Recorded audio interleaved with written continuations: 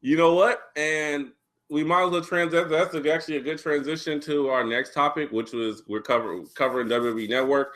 And this week we did have the Stone Cold podcast with Big Show. I don't understand why is it that Big Show has to go on. This isn't like with Ric Flair or with Shawn Michaels where it was pre-recorded. This was a live podcast.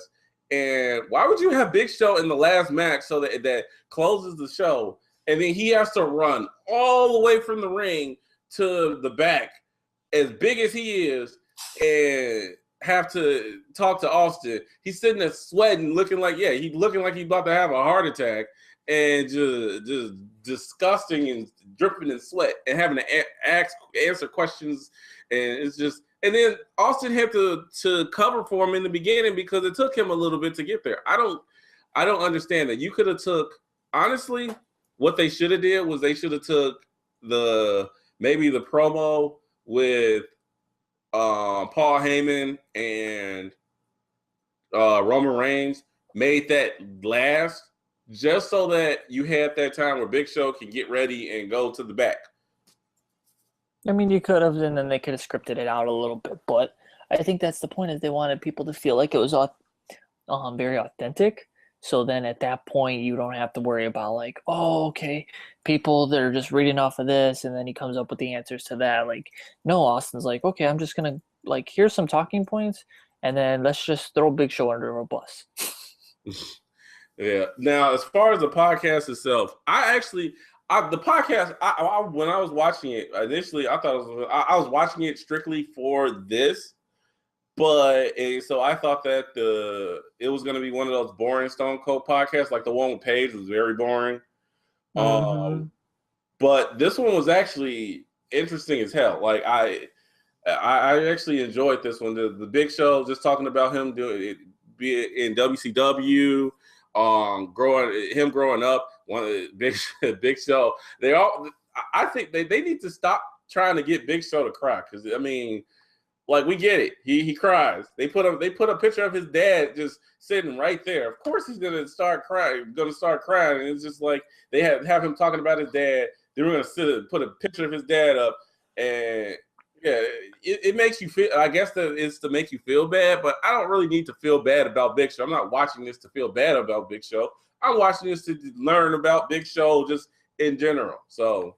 Well, didn't they have the Big Show jump on his dad's casket when the Big Boss Man pulled it from? I still can't believe they did an angle where they have Big Boss Man dragging his dad's coffin, and he jumped on it, jumped his big butt on it, and fell off of it as Big Boss Man is dragging it away in his car. That was great. That he looked like he stole out of the Blues Brothers movie. But I mean, the podcast was interesting. The Big Show talking about his career, and I do kind of find it insulting that a lot of when Austin asks his fans, like, what do you want me to ask? Ask Big Show. The main question they ask in Big Show is, why aren't you retiring? Like, that's kind of messed up. Like, look, if he's still able to do it and they're still paying him and he still wants to do it, I'm not gonna give him grief because he doesn't retire. Because as soon as he retires, the Big Show goes out. That means you get more Braun Strowman. I don't look forward to that. I want the Great Khali back. No, you don't. No one wants the Great Khali back because he can't even speak English. Yeah, well, he beat the Undertaker. Oh, talk about just bad, nonsensical booking. But whatever.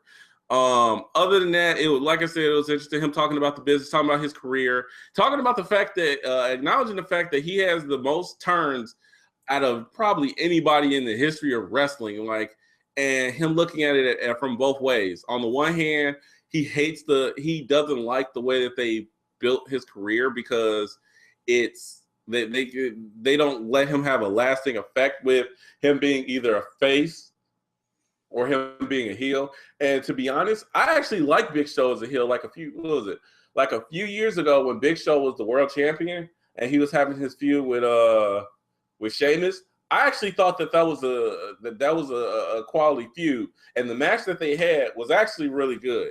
So I wish they'd keep him. I actually do wish they'd keep him as a heel. I get that he can play both sides, and I mean, like you have him as the baby face, and him like the thing that happened where the Rock was there, and he ripped that laptop into pieces and starts crying because of what the Rock was saying. Yeah, that's funny, but I actually prefer him as a heel, and I think it would have been better for his legacy if he played more of a heel as opposed to him being a baby face and them switching him back and forth. But he does say that them switching him back and forth just shows he's versatile and that they can use him for whatever they want, whatever they need. Like if they need a baby face to go over, they turn him heel. And if they need a heel to go over, they turn him baby face. And he did acknowledge the fact that people say that he's burying different wrestlers, and he's like, I've had 8 wins in like the last 5 years. How am I burying anybody? Just like Chris Jericho comes in, defeats AJ Styles, disappointing the last week on SmackDown, and then now people say he's burying him, and then they're saying that he's jobbing. People, make up your mind. What do you want? People don't know what they want. If you're either burying somebody or you're jobbing. Like you can't. He's just doing what they're asking him to do, and I mean he's right. They kind of mess with his legacy with that, but as long as he does what they ask him to do, and they're happy with his work, hey, that's all he can do. One thing that was to end the talk about the Stone Cold podcast, one thing that was funny is the fact that when Stone Cold gave him that beer, and he's sitting there drinking the beer, but he's trying to cover his face and the beer up with his towel, and it's like, why are you covering it up? We can clearly see that you're drinking beer. We're not idiots. And the other thing too is that Big Show cursed a lot. Like there was a F-bomb that they missed out on because it was live. I'm sure if you try to go back and watch it, it's going to be gone. Oh, yeah, that thing's going to be edited out. You try to go back and watch it. I think I heard something about them having, like, there being a little bit of heat in the fact that he was cursing so much and the drinking beer thing, but who cares? It was, like I said, Stone Cold podcast, once again, was interesting. I'm curious to see who his next guest is going to be because one thing I will say, I'm glad they're still doing the Stone Cold podcast, and they're not doing the Jericho podcast, because the Jericho podcast I just did not care. No one cared about the Jericho podcast because Chris Jericho's a poster boy. Stone Cold, he doesn't care. I mean, hey, what are they going to do? Fire him? He's not doing anything anyway. Yeah. But there'll be beer drinking at Texas, I bet. Right in the middle of the ring, he'll come out and then maybe stun someone. That'll be a good pay-per-view. Oh, come on now. You have to have him stun somebody, considering it's not that serious of a bump that he can hurt himself, that you can't have him stun somebody. I mean, the place to go nuts, it's in freaking Texas. Got to get people there. But, I mean, it's better than trying to get people to watch Total Divas.